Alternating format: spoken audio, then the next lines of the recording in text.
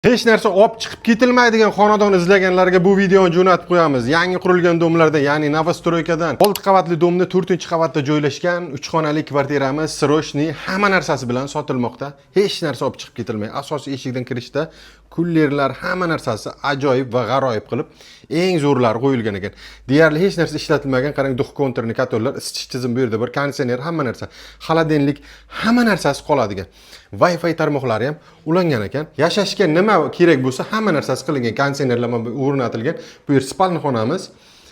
Bu tarafda sanuzulimizni hozir ko'rsatib o'tib ketaman. Mana sanuzullarimiz ham, kir mashina, hamma narsasi bor.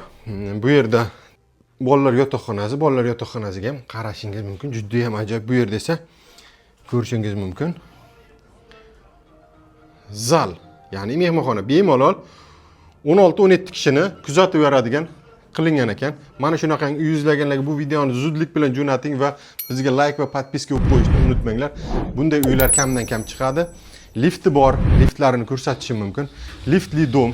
Kelasiz, savdoni qilasiz, ya'ni uyni ko'rasiz. Narxiga keladigan bo'lsak, narxini $57 ming oxiri deyishyapti. Kelib ko'rib yoqsa olasiz.